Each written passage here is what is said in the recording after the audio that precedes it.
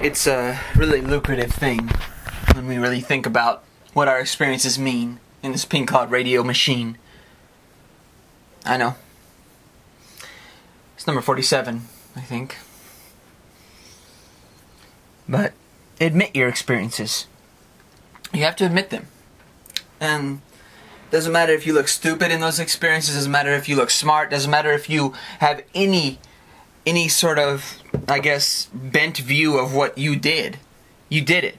Now, just because you think that's stupid doesn't mean somebody else does. See, this is the thing about experiences. We always contend to believe that what we feel about our experiences is what everybody else feels. It's not the truth. If that were the truth, man, then I haven't had one-sided feelings. Everybody else had feelings for me too. But if they did truly, they wouldn't have pushed me down the way they have. Some of them did in the past. Not recently, but in the past while ago, yes, they did. So there was some parts that weren't the same. But that's the thing about admitting your experiences. You have to show your experiences count. Don't deal with it like, oh, it's stupidity. You know, it's stupid. It was just stupid me when I was young. When I was young, dumb, you know. And that's the idea people center on. That's what makes us have reverence for people in the older generation. Like, we have reverence for them. Because we always look at ourselves as stupid. But didn't they do the same? Aren't we all saying that about each other then? It's not just about our generation being young and dumb. We don't need computers to be dumb. We don't need anything to be dumb. Just need to be human, right? Or anything, you know. Don't deal with it like it's stupidity or anything. Because once you call it that, you're making a point not only about your experience, you're making a point about yourself. Make sure that you do deal with it. Or deal with it in a way where you can show your experience. Or else the old will always say they have more experiences than you. They'll always say that. People always say, like, you know, I'm older, so I have more experiences than you do. All the old people say that. They have more experiences than I do. You don't have my experience. You obviously don't have more experiences than I do. You don't have mine. If you did, you would have mine to a T. I wouldn't have to reflect on it, be rebellious, and people... This is the thing about, like, why I don't like only two... That's why I don't like the choice we have in this society in general. Meaning that there's only two sides. Like, oh, Democrat, Republican, yes or no, agree, disagree, rebel or comply. All these things lead back to experiences leading back to the same thing. But that's the way you experience things. You experience things.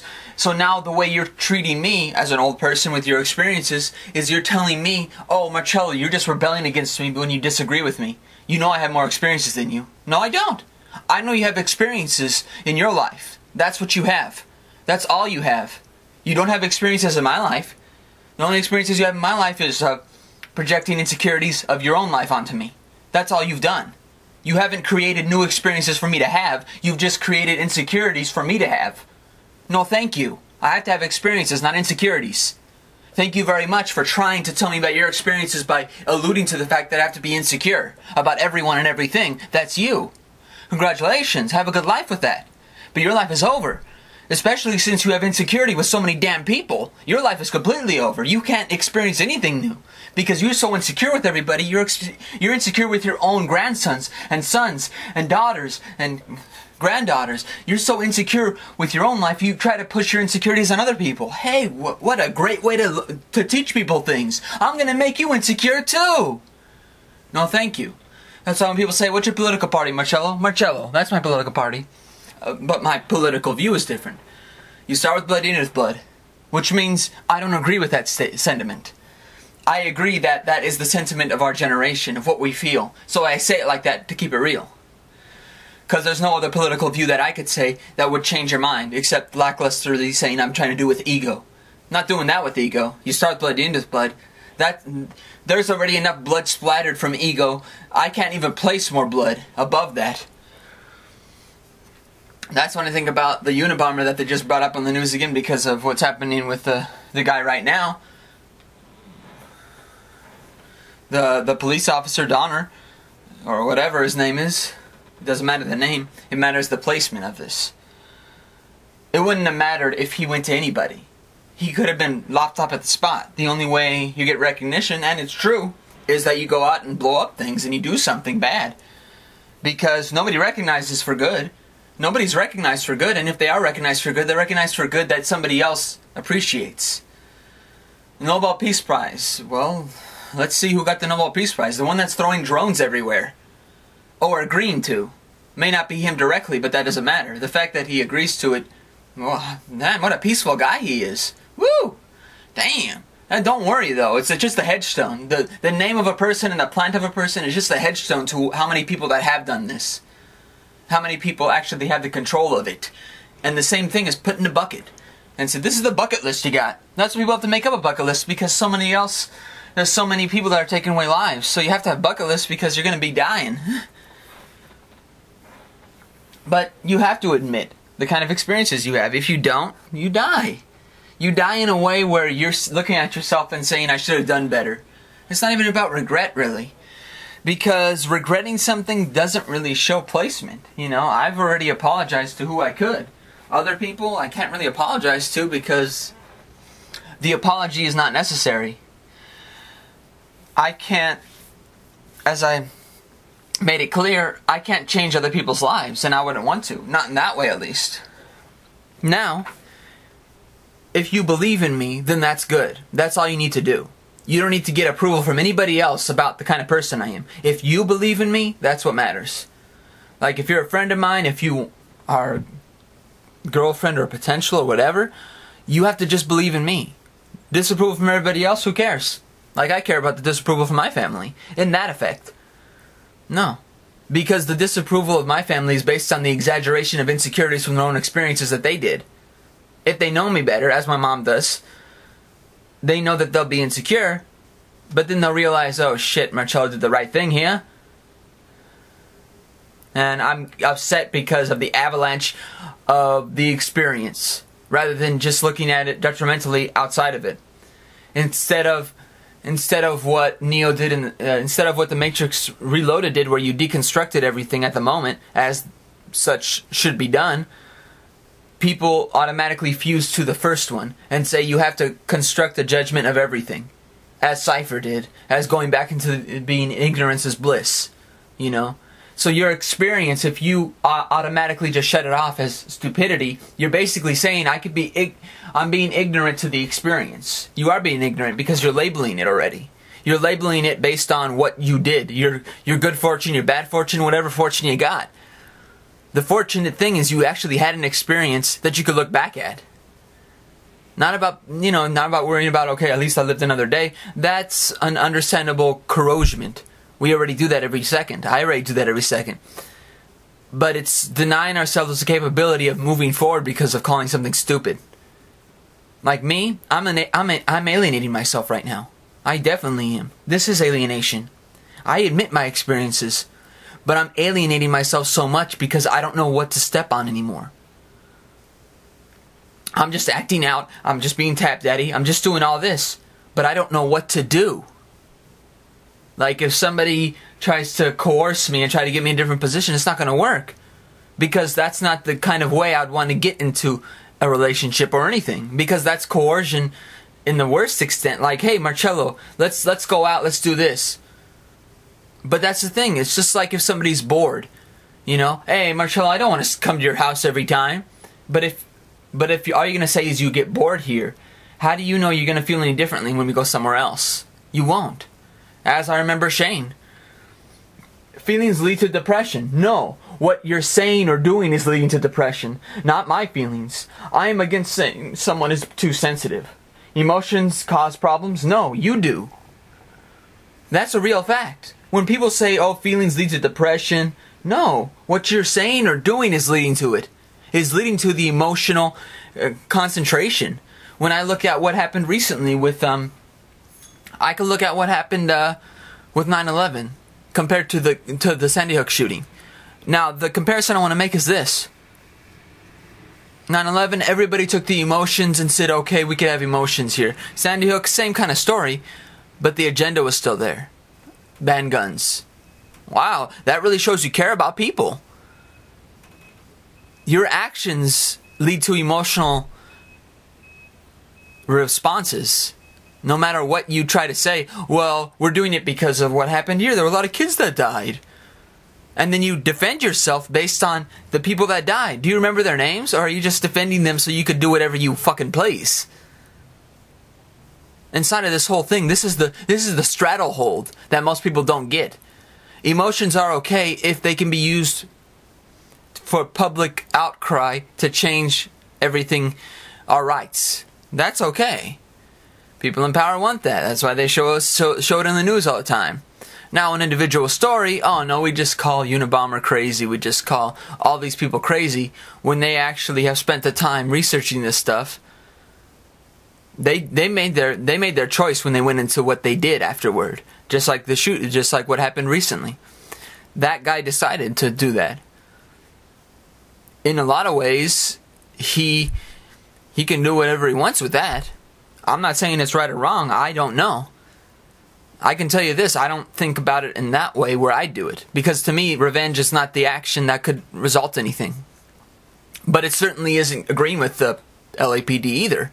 Because the LAPD, he's not sufficing. He's not turning his back on it. Which means that nobody listened to him when he did try. When he did take it the right way. When he did take it through the right system that was put in place there. Which means that the system in place is not regulated in a very good way to where there can be, hey, no, I'm not lying here. Why would I lie? First off, I have to agree with that. Why would a person lie about that?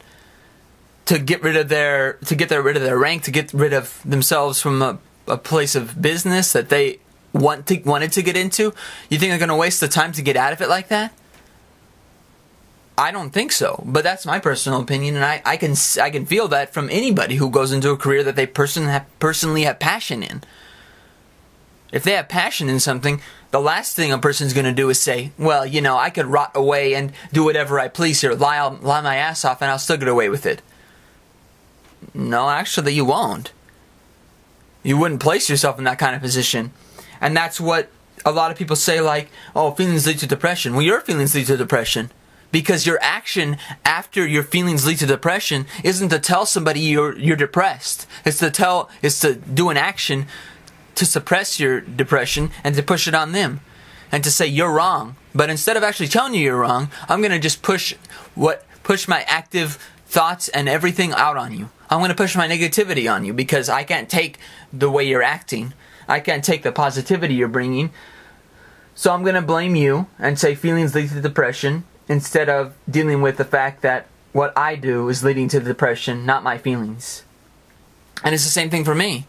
If I were to do something and it leads to my own depression, it's me. There's no depression here, it's just I'm alienating myself. It's very different. I've already cried. I mean, my crying was my fighting for it. My fighting for what I wanted. In the way I did. I don't look at what my family says to try to give clearance to what I want to do. No. Because that wouldn't give clearance to anything. That would mean that I have to give clearance to their insecurities. I'm fine with you having your own insecurities, but don't push them on me and say I have to feel insecure too. Fuck you. You don't need me to... If you want me to be insecure, you're going to lose me as a friend so completely, very easily.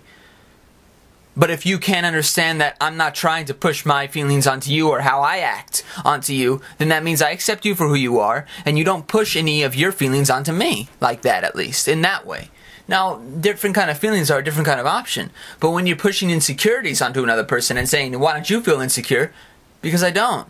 Can't you accept that about another human? That, yes, I understand a ton of people are so damn insecure, they give their securities up and assurances up to the governments of the world and everything, to the people, to outsiders from their lives that could hurt them and do, and yet they still give them that power for securing them. They don't take the power themselves, and that's the idea of governments and such. You know, that's how governments have won over republics and democracies have been lost, because we give up so much of our selfish ideas to become selfless with a public that, I don't know, when you're selfless, it's not always a good thing. Because it means that you may even give up your power to somebody else. There's a selflessness that's great. There's a selflessness that pushes what you are onto other people and changes who you are, because you can't deal with, the real freedom in a lot of ways. And that's a real fact. A lot of people can't deal with real freedom. And that's why I'm saying about feelings right now, because, people say feelings lead to depression, but it's not the feelings that lead to depression. It's what you're doing. It's what you're saying. It's your responses in spite of your feelings that will affect you to say feelings lead to depression. And that's the thing about feelings. Feelings are only a means to what has happened. A good example is 9/11. People didn't cry before the towers came down, before the planes hit, which means it's the action. And it's not causality, action, reaction. It's more that, what's your intention when you have those feelings? Did you make that choice before you did it, too? To hurt somebody else, or to say that, feelings lead to depression. Well, anything can lead to depression. You don't need feelings to lead to depression. You could be depressed your entire life, and it could not be because of feelings. It could be because you're depressed your entire life. I've met people who are depressed, and they're just depressed. Maybe because they don't have feelings, and they're really, depressed about that. But depression itself is a feeling in a way, and maybe it's the only thing they got. Some people are happy with being depressed, because at least they have some feelings that they can have. Nobody else wants to experience any of their feelings with them, so they have to be depressed. When I think about that, my God, that's courageous right there. When I look at the character of Ghost from the Matrix trilogy, I looked at the Into the Matrix game, I beat that a long time ago, and Ghost was the character that said he was in love, but he was okay with it only being one-sided. He was strong enough to deal with that, to live with it. Not many people are. And not even on my side. Take for example me. If I've had one-sided feelings before, the response from the other person is almost like, why would you have one-sided feelings? You know it's not going to happen. And it's like, well, does that matter? Is that the point? Or is the point of this for me to have feelings and not be depressed, not try to push it on you, and just be myself? If that's not good enough for me to actually accept the kind of person you are and love you for who you are, and not try to force myself on you, and for you to just go with whoever you want, whatever you want to do in your life, then that means you have a problem with somebody having feelings for you at all. Maybe it's better off that you don't have feelings for me, because you have problems with me having feelings for you. I'm glad we're not together, because in a lot of ways, and I think about that, the fact that somebody has that kind of problem with you, when you have feelings for them, it's almost like it's a good thing they didn't have feelings for you, because the way they would tolerate your feelings is completely insubstantial to what you're able to commit to is not what they're able to commit to. That's all. And it's the fact that the commitment and the consistency shows completely something different to them that they don't know about. It's almost like that unknown that they're like, well, I don't know if I could do that, and it's almost like the capability to reach that unknown is a lot bigger than just saying, oh, I can do it. But is it really about that? If I'm able to do it, it doesn't mean I'm trying to force you to do it too. It just means that you could look at it and say, oh, okay, I can accept that. But then again, I can't accept this. And then if you had that rotating idea, you're already losing your perception of it. And that's why I say that I'm against saying someone is too sensitive. I don't think that's true. I think actually everyone should be sensitive. In fact, they should be very sensitive. Most people aren't sensitive because they don't approach things with who they are. They approach things with who they could make happy. Like how people change with each person. Which I do have some agreement with. There is a lot of people in our lives, and maybe there's a few people, at least, maybe not a lot even. There's a few people in our lives that we have to approach in a certain way. My grandma, for example, choiceless awareness is the way I approach her. Because I know that honestly, that she made her life based on something she honestly didn't want to do, but she listened to her family and did it. And the thing is, you can do that. That's fine. But the thing is, you have to bring your passion into what you're doing too. And there's a certain motif in life where people don't do that. People don't bring their passion. They instead leave it like on a bridge or on a boat that they were supposed to go on, instead of bringing it into what they do have now. which they may actually find so many things that they didn't even think about before. The gardening, animals. They may find so much more in what they have, and they never put their passion into what they have. Instead, they see it as hard work. And I think a lot of people deconstruct themselves badly in their later lives because they never bring their passion into what they have. I do. Hey, I have a lot I've lost, but I don't deconstruct my life based on what those people did. I do learn from what those people did, and I learned that the way they reacted, the way they left, the way everything turned out, it's better off they left because there was something that was missing from their lives that I didn't fill. It didn't matter how long I knew them. All of a sudden, at one point, boom, that ended. And it didn't come back. And people want you to chase them. Even if they don't want you. They want to be wanted. But if they want to be wanted, they are not wanted by anyone already. That's the thing about this. Like, people love that when you chase them. And I think that's what happened with recently with the Christina thing and everything. That she wanted me to chase her, even though she didn't want me. She didn't want me in the way of the disapproval her family had, and her exes had, and everybody else had to say about it. They were bigger in her life. And that's the thing about it. My grandma is not bigger in my life than what my feelings were for Christina. Because it can't be anymore. I'm sorry. And I'm not saying that like it can't be anymore, I'm stomping in the ground, but to be honest, if somebody shows that they're somebody else's disapproval, even if it's somebody so damn close, if you let that disapproval hang over the balance of what you could have, fuck this. I never fought my grandma in the way that I felt like I needed to destroy the relationship I was in. Like, oh God, here's my grandma again, or here's somebody else again that disapproves of my relationship. I never took that element. I took the fight at them because I wanted to get their reaction, jaw drop, and see them exactly how they really felt. Come on. Give an honest truth for damn once. Instead of being defiant, bring your damn ass truth to the forefront forever. That's the way I feel about things. And that's why I say that people want you to chase them, even if they don't want you.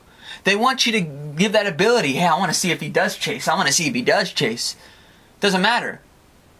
You don't love the person. Why would it matter if they chase you for damn eternity? I didn't want that. Yet I had 2 stalkers back at the end of high school. I didn't want that. I want somebody that wants to be with me, not wants me to live up to their expectations. Yet again, that is expectations. Oh, I want you to chase me even though I don't want you. I want you to chase me. No.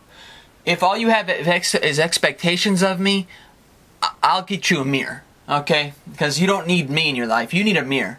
And you need to realize that you need to be satisfied with the expectations that you have. To the forefront where, hey, I haven't accomplished everything in my life. I know that. I want to publish. I want to do a lot of things. But I don't feel unsuccessful enough where I have to do things to live up to other people's expectations. I feel like my success is going to be determined by what other people want. At some point, what I have is going to have an offering to somebody. Even if it's one person. Even if one person just buys my books. I don't care. I'm not on the ulterior motive to feel like I need success and popularity. I just need a window of opportunity. And that's why I do say that there's a lot of different things in life that will, that have to do with this. They want to be wanted. But if somebody wants to be wanted, that means nobody else wants them. So why would you destroy the person or take apart the relationship of somebody who actually wants you? Oh, well, because nobody else wants me around here that is in my circle of life, I can't accept somebody who actually does. And I think that's what happens, is that a person gets so used to not being wanted by people that actually stay with them, that hurt them, that are very, very aggressive toward them, and not in a good way, not in that loving, supportive way where you're just pushing somebody forward. And it's not even about like altruism, empathy, sympathy, those things. It's more about the revolving relationship. If the revolving relationship is just throwing swords at each other, throwing knives at each other, breaking plates or whatever, you could bring up anything, pushing you down all the time, a fist in the face. I mean, how much further can the relationship go? And I think that's the thing. If you're used to that kind of thing, if you're used to not being wanted by the people in your life, that's one thing. But to make someone else have to chase you proves that you can't look at the surface of what you want. Or you can't be honest with the persons that actually want you and say, you know what, I don't want you. And I think a lot of people do that, like to make it easier for them. I'm going to take the easy way out and make this person look bad. Even though they're not bad, I'm going to make them look bad because I can't change who I am. That's fine. If you can't change who you are, that's good. But you have to tell that person you can't change who you are as well. See, that's the thing. Expectations seem to work in that effect too. Like, that person should expect me not to change. Why don't you tell them? It's fine, but you have to tell them. You have to tell them, one, you're not fulfilled. Two, that you can't change. That you already know that this is the life you're going to live in. You have to say it. There will be no blame. I don't even blame anybody. Heck, I never have. I'm not even blaming anybody right now. Only person I'm blaming is me, because I'm the only one talking. Haven't had a response yet on my Pink Cloud radio from anybody, and that's not bad. It just means that the chasing that did occur, it's not occurring anymore. That means that I'm not wanted in that way, and that's fine. And I think that's the deal that another person has too, is that, oh, well, they're not chasing me anymore, so they probably don't want me anymore. No, it's not true, actually. In fact, that's the thing about it, is that a lot of people try to assume that, they try to placate themselves to believe something, to the point where they'll be okay with, being away from somebody that actually wanted them their entire lives, that loved them. Yeah, it's okay, I can deal with it. Yeah, you can. You can deal with the fact that you couldn't tell that person no. Yet, everybody can tell people no about sex, but when it comes to feelings, emotions, sensitivities, no, I want you to chase me, even though I don't want you. I want you to chase me. I want to be that kind of person. Woohoo! I don't. I just want to be with one person. Not live up to their expectations, because that's expectations right there. I'll get you a mirror, don't worry. It's coming in the mail. I mean, what is the opposite of Oedipus Complex, though? When I think about the Oedipus Complex, how a lot of people say that, sons have this ideal to get with the girl that is like the mom. Is like their mom. But what's the opposite of that? For people to let the young generation feel bad to fall in love, what is your reason? I think about that. Because I always look back at what I just said about the experiences. How can what I do have an effect on your experiences from what you did? Well, let's see. It means that what you did and how you feel, the way you rationalize behavior, is going to be completely different than the way I do. I have an open mind and child eyes, which means I'd rather die if I didn't. Honestly, I'd rather be dead, because to me, it's more important to have that than call judgments in the way other people do. I'm not saying I don't judge, but I judge differently than somebody else will. I don't let somebody else's judgments, complete with the family standard or friends, tell me the idea of what I should do.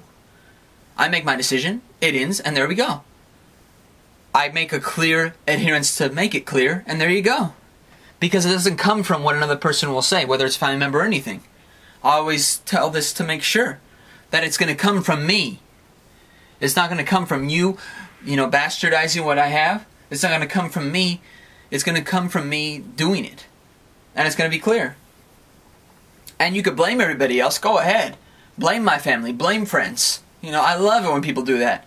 Because they don't want to take the responsibility that I took the responsibility. And I think that's what really the Oedipus Complex is. A lot of people do that. They use the Oedipus Complex as an example of pushing down men. Like, oh, you just want a woman like your mom. Oh, wow, really?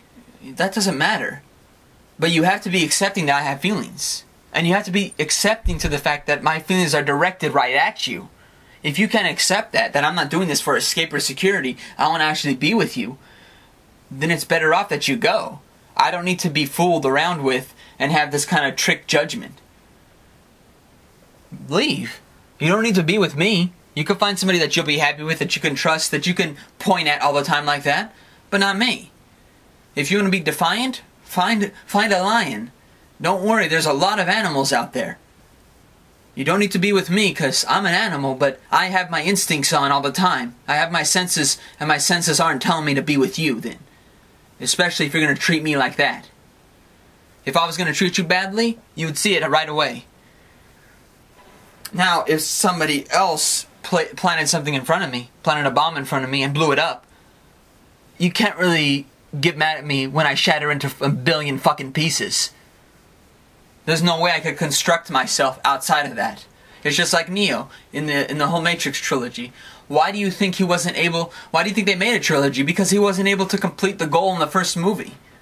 If he connected to Agent Smith and they both connected to each other, the Matrix would have gone away.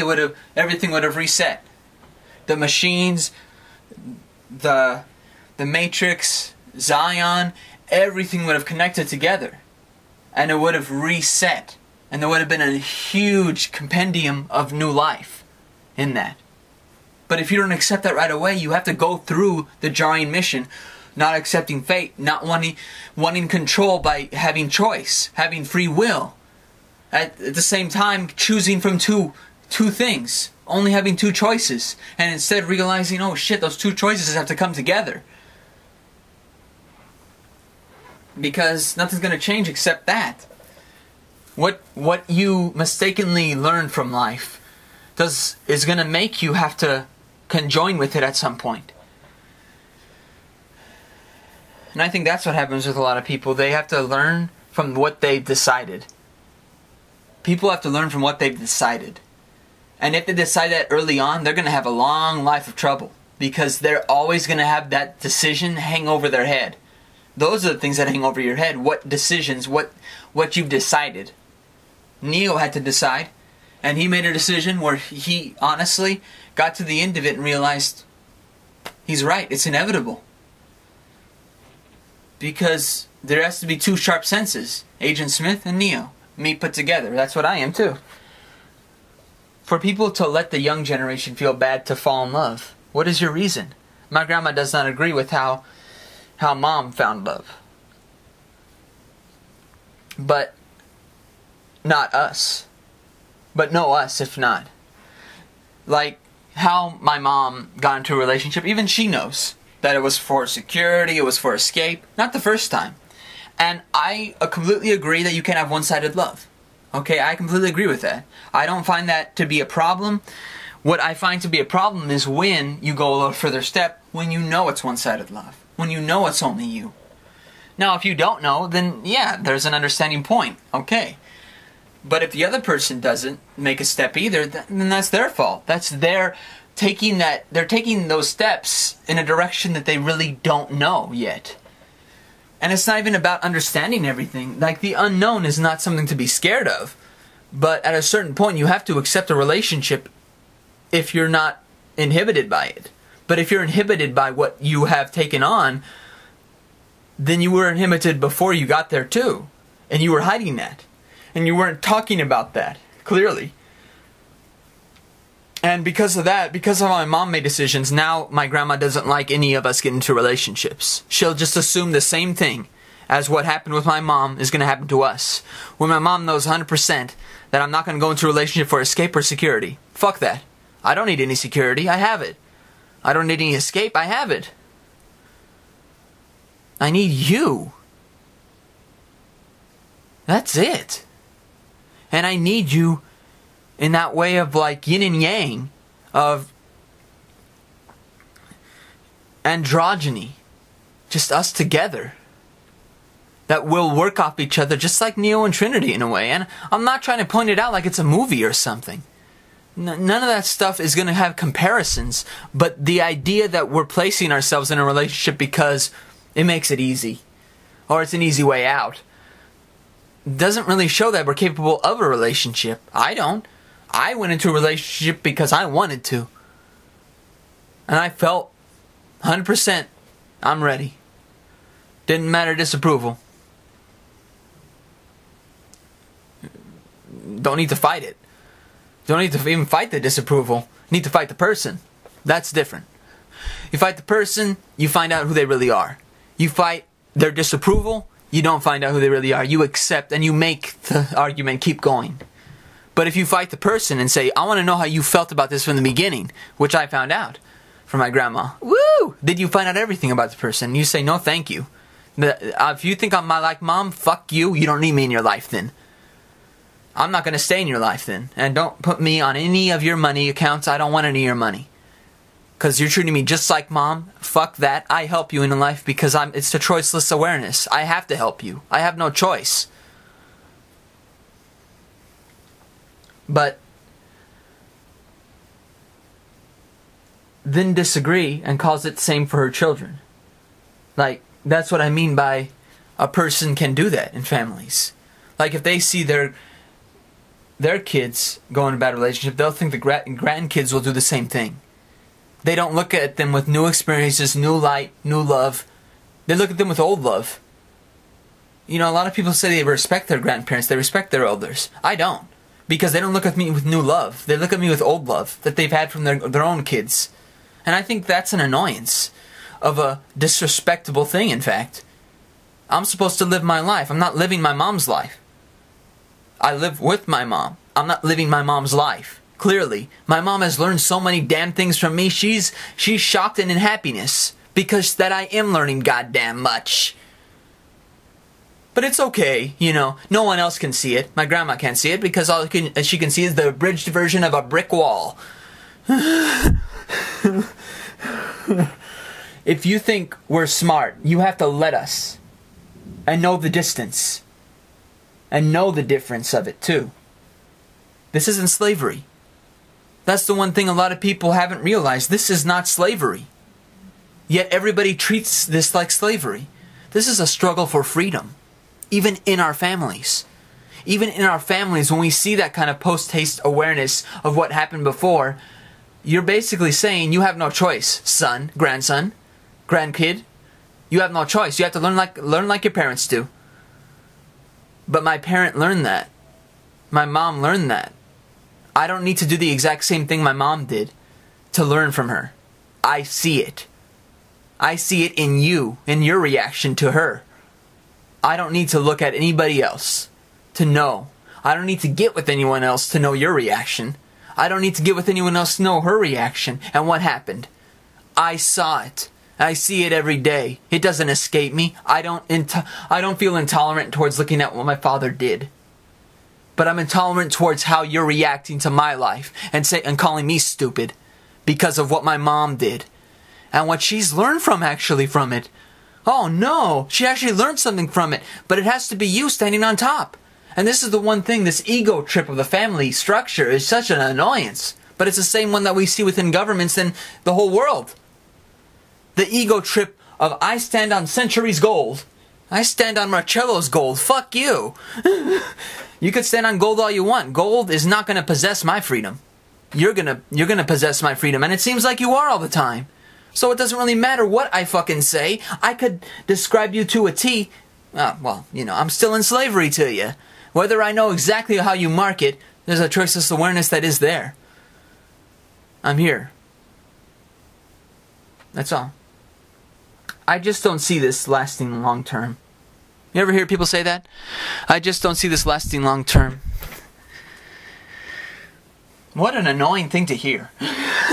And I bet ladies, guys, either of you out there, you've heard it. You know, I've said people who don't want a long-lasting relationship, really. That's what I think that means. Somebody would actually say that. I just don't see this lasting long-term if they don't want a long-lasting relationship. If they don't see something lasting long-term with that girl or that guy, they're not going to have a long-lasting relationship. Because if their assumption is to build up an idea of how their relationship will grow before it's grown, then they don't want to grow a relationship with a person. They'd rather just be alone, like hunky-dory hermit. You know, like J.D. Salinger or something, I don't know. But I'm just saying that there's an identity that's put in place right there when you say that. I want a long-lasting relationship, honestly. And I could be with anybody. I know I could. But the difference is, do they know? It doesn't matter if I know. I can only know so much damn things, but it has to be yin and yang. It has to be that androgynous character we build together. We can't do it separately. Hey, Marcello, let's do it separately and then meet in the middle. Okay, I'm not constructing a building here. I can't come in and just paint over, the structure when it's done. Let me just paint this. Hey, yeah, that's pretty good right there. Looks like a good color. It has to be built, the foundation, together. We have to grow it together. But if you plan to have some kind of assimilating character outside of that, then you have to build that assimilating character outside of that altogether. And I think when I look at that, when I look at these things like God, Jesus, religious views, are the parental controls of people. Hope and gated communities. When I really think about that, the idea of people like, what are parental controls? It's God, it's Jesus, it's religion. These are the parental controls that have vast magic, but a lot of times vast anger and sadness and ravage. The one thing that I've seen, and sadly I've seen a lot, is a lot of people hurt the least. I mean, God even said, don't hurt the least of my creations. Most people do. I mean, I'm not trying to say anything bad, but damn, a lot of people do. Yes, if somebody hurts you, but if you have to establish yourself by spitting on somebody's grave or, doing these kind of things that are just so grotesque on the scale of what they did to you, then it's like, what else can be made of this? There's nothing else that can come from this that'll be good. It's going to continue to ravage your soul, as with revenge and bullying. That is what you're doing. If I wanted to think about myself and base my own life off of boasting my ego, then I would definitely have the same kind of idea. Like go out and have revenge, bullying everybody. I would do it in a split second. I wouldn't even have to think about it. But I'm alienating myself because I don't want to. And I wouldn't want to. Heck, I couldn't even want to if I did. If I didn't alienate myself. I would still be alienating myself, only out there. And I'd probably be in the situations of bullying and people pushing on me. Their bullying and revenge. But I won't allow that. That's the big difference. I can step outside so much, and I do. I don't alienate myself to the point where I don't go out, but I don't put myself out there to establish the kind of conditioning that somebody else wants. If you have expectations, get a mirror. Don't waste your time getting to know me, because I want to know you. I want to be with a person. Whether it's a friend, or it's somebody that actually wants to be in a relationship with me and we could build it together, that we both want to be in that relationship. Breaking barriers of the gender does not really enhance the genders. It actually has appropriated the total ego into genders and control. That's what it's done. Like when I hear about, gender rights, equal rights, things like this, I think you're basically appropriating the controls that will be put over you. You're allowing ego and the controls that will be put over you to be there. Instead of allowing yourself to have freedom without those conditions, without bringing any other things around you, you're allowing somebody else to put their place above that, put a foot right on top of you. That's what you're allowing. You're allowing yourself to have that kind of fractional divide. Because, everybody else has it, so you want to be in the exact same position they are? I thought you said they never looked happy. And that's what I always think about, the idea of having to construct yourself in these little sublime images of what you've seen. But then, what else can you dream from it? You can't dream an image of something that is created. When it's created, it's never the dream. It's what you've always seen before. And then you're always in that condition of, well, I did try to fight for it. I fought for this. And then you're on the bottom of the hill. You're underneath the hill. The hill had a hole in it, and you fell in it, and you're down underneath the ground. You're gone. Gender, equal rights, all this stuff. Do what you please. But remember what you're doing it for. Remember what conditions are going to be placed on top of you. The rationalizations that are going to be on top of you have been on top of us straight men, us straight women for centuries. Whatever you want to call it. So you're going to allow yourself to be put in that kind of position? Hey, have fun with that. You couldn't you couldn't be secure with being outside of that. I don't think you're going to be secure inside of it either. You may be, you know, the ignorance is bliss kind of thing like Cypher, but you probably won't be any better off. And I think that's the arcane development of what has happened in the world, that we've basically taken what we admit our experiences are and just sort of say that, well, it was stupidity, but I guess I have to deal with the illusion of the experience that's given from somebody else. And that's what makes older generations always in control. I'm not talking about older generations that are indignitatively different. Older generations of people that have always been there. The same ideas collapse whether or not we change certain laws and rules and allow certain equal rights. You know, if you're establishing yourself in an ignorant society, you're going to either have a very hard time establishing some sort of freedom from that. And sometimes the best freedoms for most people is just the ones that are taking away our freedoms are offering.